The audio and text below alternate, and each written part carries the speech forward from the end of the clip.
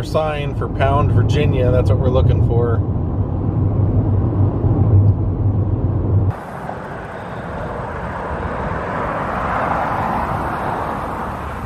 Well, good day, my friends. It's your old pal Jordan the Lion, and today we are cruising through the back roads of Virginia, and we're going to cover a lot of ground today because we're looking for kind of a needle in a haystack. We're looking for the grave of one of my favorite musicians, Mark Linkous, who was professionally known as Sparklehorse, and it's in a very small cemetery, and I couldn't find any markings as to where his grave is, so we're going to be looking for that, and then we're going to be driving about 5 hours to where his home and studio was. It's currently for sale, and I'm hoping we can get a kind of a look around just in case it's ever changed once it's sold. Daze with Jordan the Lion, and the great life and career of Mark Linkous, Sparklehorse, begins now.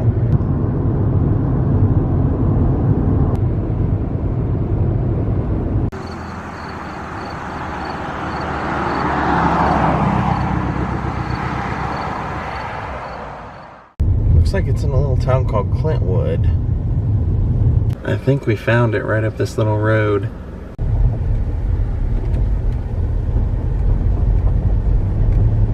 So I just came up this little road, and this is how big this cemetery is. Just a few headstones, and I already see it. Final resting place of Mark Linkous. Right here, Frederick Mark Linkous, also known as Sparklehorse. This was a tough one to find. I mean, as far as location, there's other Vanover cemeteries in Virginia. September 9th, 1962 to March 6th, 2010. Son, brother, musician, writer, and singer of beautiful songs. Forever loved and missed by all those whose lives he touched. And boy, that says it right there. Mark was, man, I mean, I don't even really know how to categorize him other than just greatness. I mean, I think, you know, when I think of people like him, I think of Elliott Smith and Leonard Cohen and people who just had a way of going beyond music, and when you would hear their song, it would evoke a feeling, and it would take you on a journey inside your own mind. And Mark's family was from this way. He was born and raised up here, and his he and his brother grew up with their once their parents got a divorce. Mark and his brother were hanging out with the wrong crowd, so they went to live with their grandparents. And I was kind of thinking that that's probably why his resting place was here, was maybe that the some of his relatives are here, because there's really, I mean, honestly, not hardly any headstones over here. So, but they were from this way, and they were all coal miners. He said everyone in his family, except for him, including his dad, were coal miners, and he just never saw himself being that. And he fell in love with Alice Cooper's music when he was young and just obsessed over it. He wanted to be like Alice. He didn't even want to get his hair cut. He used to throw fits not wanting to get his hair cut. And his grandpa was a coal miner with a heart of gold, so when Mark wanted a guitar, his grandpa left him out the money on the table to give him a guitar. He helped him get a leather jacket when Mark got into punk rock, and his grandmother would make Jimmy Page style outfits for Mark to wear. And eventually Mark would grow up and go out to, first to New York, and join a band called the Dancing Hoods, trying to make it big in rock and roll, become a big rock star. And then they went to Hollywood, and he just became disillusioned with it, he said there.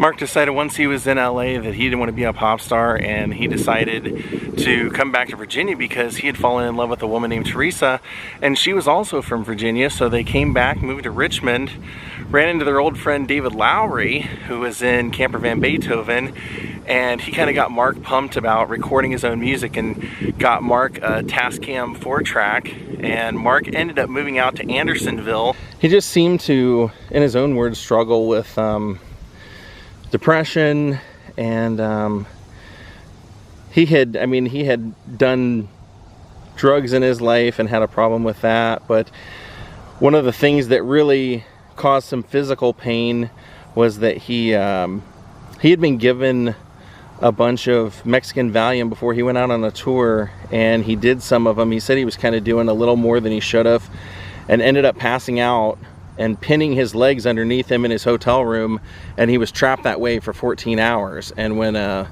housekeeper found him and the paramedics came, they moved him and straightened out his legs, which you should never do, and it caused him to have a heart attack. And they took him to the hospital, and was pronounced dead, and they brought him back to life. They ended up saying, you know, that he was going to lose his legs, and his wife flew to England to be by his side in the hospital and would talk to his legs and massage his legs. And then he was getting a ton of fan mail because so many people loved the album that he recorded at the house we're going to go to, called Viva Dixie Submarine Transmission Plot. And he said he realized then that as much pain as he was in, he'd actually sit there and think in the hospital, like, once I get out of here, I'm going to get my gun, and just like the pain's just too much. But he said once he started having his wife read the fan mail and how much his music meant to people, it gave him a whole new thing to live for. And even while he was in a wheelchair, he went out and toured and developed a deep friendship with Vic Chestnut and kind of helped him cope with being in a wheelchair. And then eventually Mark got out of the wheelchair. But sadly, you know, I'd seen in an interview one time where Mark said he didn't do music for the money, he didn't do it for the fame, he just did it because he had to do it. And he said that when he came back to Virginia, he had joined a group that played like 300-year-old Irish songs, and he just realized that he just loved music and the nature here in Virginia, the bugs, the insects, the animals, the horses and dogs and hawks, and the smell of grass after it rained. Those kind of things inspired his music. And he said he didn't even really feel like a songwriter, he felt like a conductor, just pulling everything from the air to make something special, which was his music. And that's certainly how I felt about his music. So I don't know that we'll be able to get in to see the house, but it's a 5-hour drive away, and like I said, it's for sale. And I thought, well, if someone buys it and they decide to change it, then, you know, history is lost. But when Mark passed away, from what I was told, his family received some of his ashes, which I believe are here, and his wife received some, and that she scattered his ashes. I was told by someone very close to Mark that it was in a place that he would have wanted. And God bless him. He made 4 phenomenal albums. I mean, to me, someone gave it to me, the first album. They just said, check this out. And I looked at it, and it's like a clown on the cover and the band name Sparklehorse. And I'm just sitting here thinking, there's no way I'm going to like this. And from the first song, when it opens up, you just get sucked in, and it's simple yet complex. It's beautiful yet chaotic. And everything about the album just flows one song into the next. And his voice is so perfect. Rest in peace, Mark. You will always be one of the most influential songwriters and musicians of my lifetime. And to me, I really can't listen to your music without tearing up. Junebug, Saturday, Most Beautiful Widow in Town. I mean, every album was fantastic. Every single album. It's just so weird to, you know, usually when I go out to visit someone's grave, a million people have been there, and it's really easy to find them, and nobody had been here that I could find, really. And like I said, there are multiple cemeteries with the name of this cemetery, and probably isn't even 20 graves here. And to me, one of the most brilliant musical minds of all time. Go get every album. Viva Dixie Submarine Transmission Plot, Good Morning Spider. Look at that, there's a deer over there watching me where we drove in. Mark always used to wear a cowboy hat, and I always keep this in my trunk just in case I might need one. And the last place that I wore it was at Hank Williams' grave. And Mark was a huge fan of Hank. In fact, he even named his dog Hank after Hank Williams. So hopefully Hank and Mark will be resting in peace here. Their spirits have been in the same place together.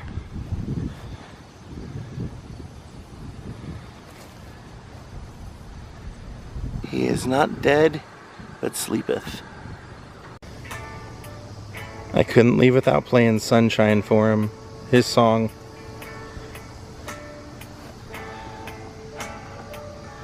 Ah, man, what a heartbreaking song.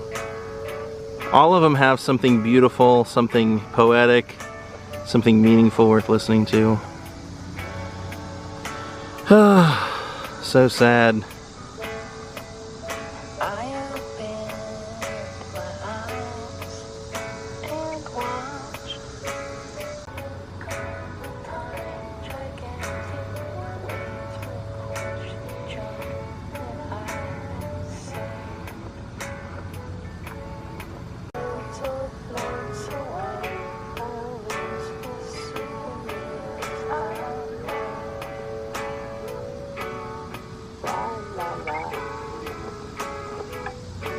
I don't know when you'll get your next visitor, Mark, but in case you need a guitar pick, I'm gonna leave you mine.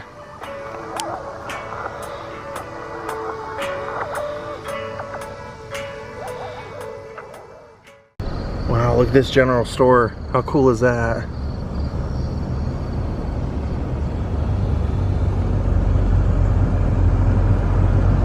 You are looking at a big reason he loved living out here. He loved the forest. He loved to see the trees and the fact that they didn't always just cut him down just because they were there.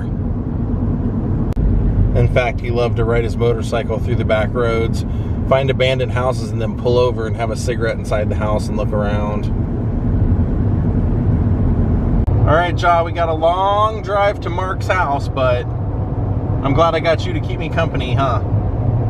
I love these little towns with all the bridges and the old businesses over here. This is so cool.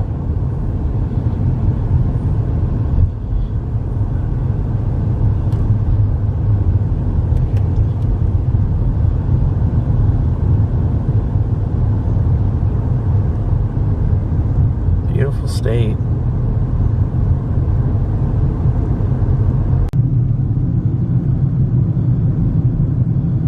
I want to show you guys something really interesting as we're passing through this town. I'm going to do a whole vlog on it some other day, but they have a sign here and I just wanted to show you because it's so historic. So right here you can see two commemorative signs. The one on the left says "The Last Fight." 2 miles north at sunrise of April 9th, 1865, Fitz, Lee, and Gordon moving westward attacked Sheridan's position.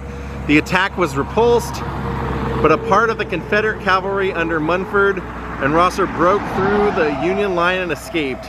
This was the last action between the Army of Northern Virginia and the Army of the Potomac.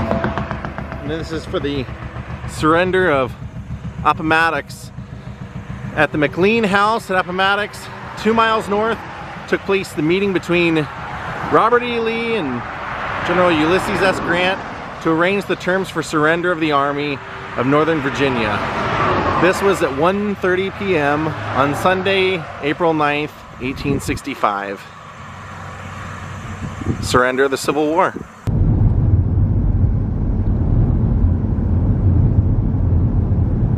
I think after all this long drive, we're finally almost there.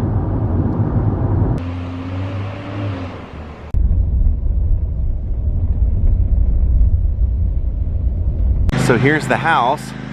The man who owns the house and is selling the house couldn't have been nicer. Said, "Go on up there, knock on the door. My wife will show you around the inside, and then feel free to look at anything you want to outside. We're glad you came," he said, actually. So before this tree was overgrown, Mark is standing right here talking to the woman making his documentary, and you can see that part of the house, including that chimney that goes straight up the side. And he's out here saying, actually, let me show you the roof. He said, I paid my brother to paint the roof and he still hasn't finished it yet. He's getting kind of slack on it, and you can see it still never really got finished. So Mark said that he recorded all of his first album in an old farmhouse, and I believe this is it. When his bandmate Scott Miner joined, he joined when they were already mixing the first album, and he joined for the second album and all the touring and everything. And when I talked to him, he said, you know, when I was around, really all we did here was the documentary.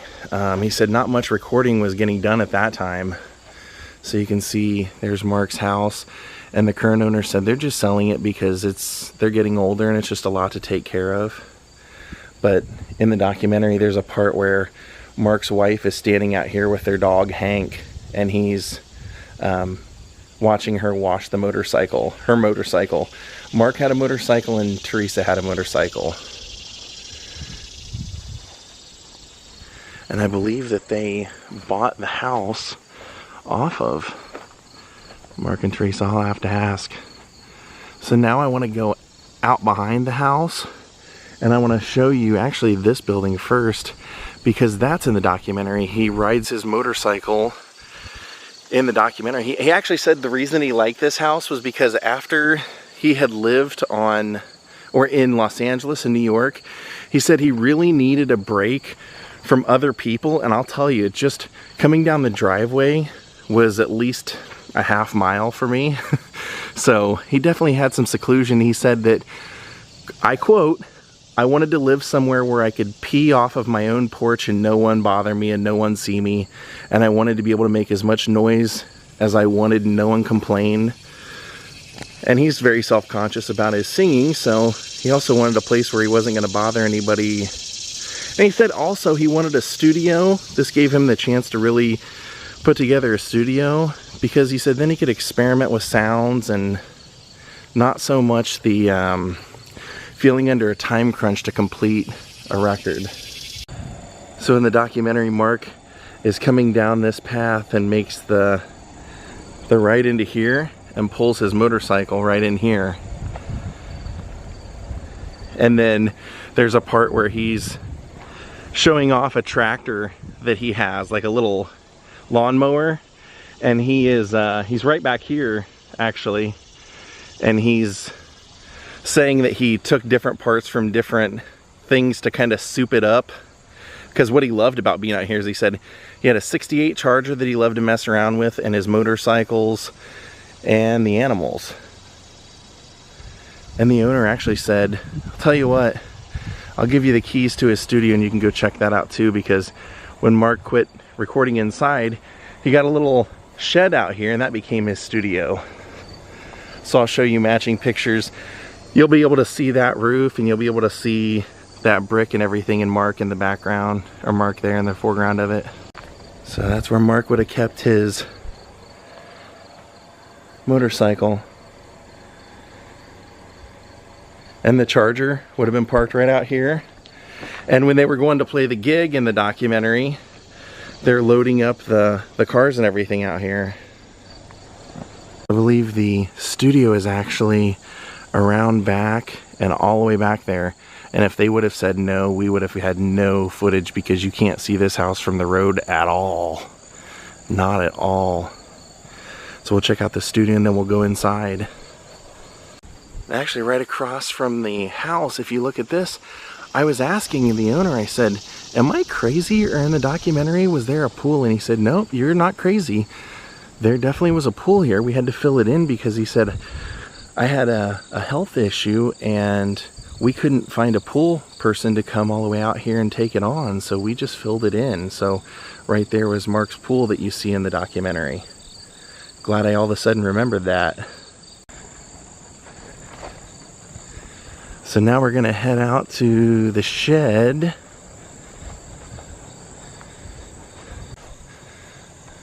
Little kids ride there, little horsey.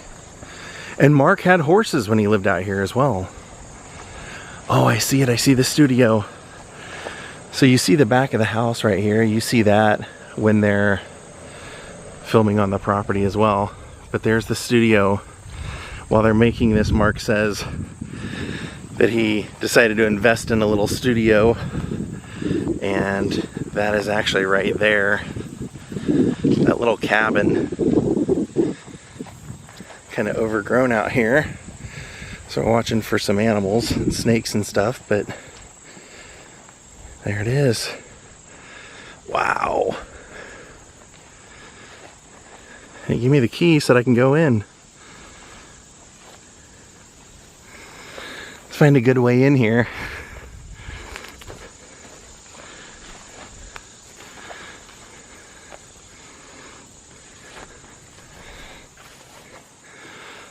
Yeah, when he's opening this door in the documentary, he says that he needs to evict some bees and spiders that are in there, and that he's gonna make this the new studio. So that would have been right after, big step here too. That would have been right after Good Morning Spider was finished. And he says that every place he moved to, he would just call the new studio Static King.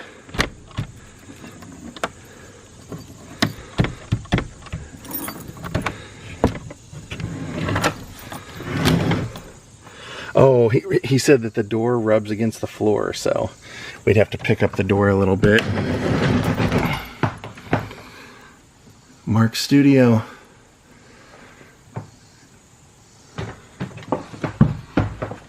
Let's hope I don't fall through the floor.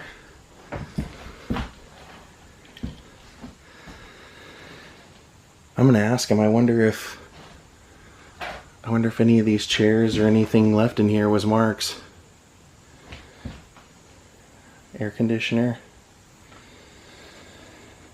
Wow. You know he would have been in here working on songs. Probably for It's a Wonderful Life, actually. I want to believe that chair was his. Wow. So cool of him. Let me show you. I noticed that the old satellite dish is still here from the documentary as well. There you can see the hinge is kind of coming off at the bottom. Oh, and there's even a little well. And that looks like the little gate for a horse corral.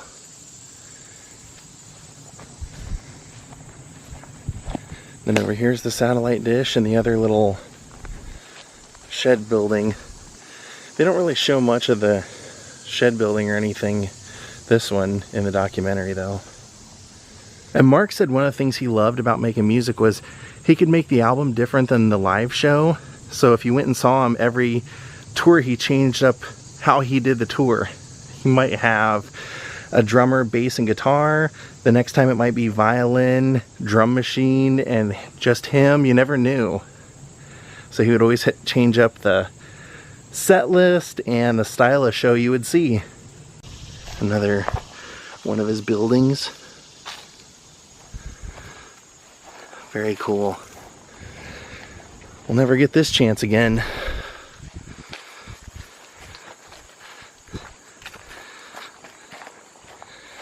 And now we have seen the whole property.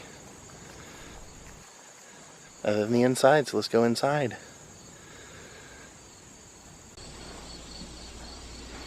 So here's the living room as soon as you enter.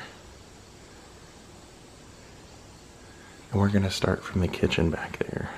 The house is a mess because, as you know, we're moving. Yeah, so we got lucky and we got into Mark's house out here in Virginia, where he filmed his documentary. Mark Linkous is Sparklehorse, the name of the documentary. And they show him walking around the outside, but they also show him in one of the rooms in here, and I think it's... No, there's one of the rooms that has two windows, and they're recording while they're making the documentary. If you want to, you can go upstairs, but you have to be careful. Okay, well, let's go ahead and go upstairs then. I'm not going with you. I don't like this. But the current owners are you bought it from Mark. correct? We bought it from Mark and his wife. Okay, let's go take a look. Okay. Be careful. These steps are treacherous. I'm hoping we can find the room that he recorded that documentary video in. Would not be this one. Might even be on the ground floor, but I notice that he has those kind of windows in the background.